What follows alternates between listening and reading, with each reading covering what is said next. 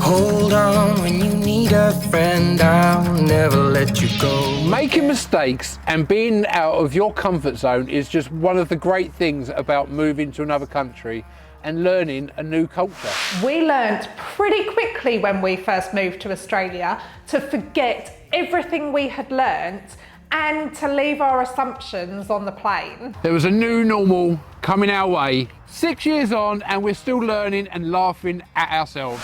One day we were sitting at a restaurant enjoying our dinner when we noticed Christmas songs being played. That was baffling because it was July. And then we realised there was some Christmas decorations and a flyer advertising Christmas in July. It turns out that it's an additional celebration due to so many of us having European heritage and desiring a cold Christmas. But it doesn't stop us celebrating in December also. July is often the coldest month in Australia. Hence, Christmas in July. Like many immigrants, when we first moved over and wanted to purchase pretty much anything, we would convert it back to pounds so that we knew how much things were costing us. We did the same with kilometres to miles and also from kilograms to stone because it's not something we'd used before. Without converting things, we had no clue what the costs were, no clue what the distances were or weights. We were pretty much learning everything from scratch. And now we no longer convert everything.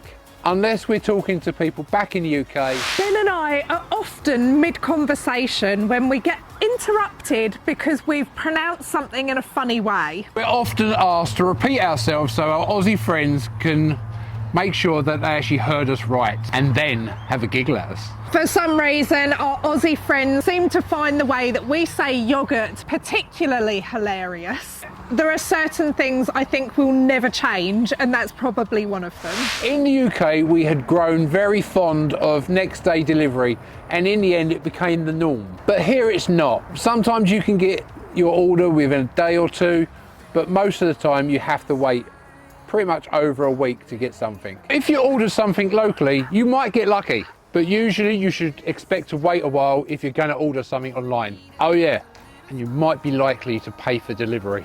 Some stores do free delivery if you spend a certain amount. Prior to moving to Australia, we completely obsessed over Australia. When we saw people celebrating Australia Day, we honestly couldn't wait to join in the fun. However, when we moved here, we actually discovered a very different story, that not everybody actually feels the same about Australia Day. Many people have actually labelled Australia Day as Invasion Day. It's a day that the First Nations people mourn the history of their culture, and there have been many calls for the date of Australia Day to be changed, and therefore knowing that it's not quite the celebration that we saw from the other side of the world. So most Aussies seem super knowledgeable about the environment we live in and seem to be able to cope with pretty much everything.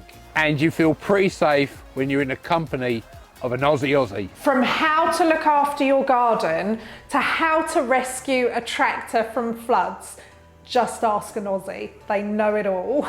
We've also noticed how everybody we meet is just so willing to share that knowledge. It's honestly been a game changer for us settling in so easily.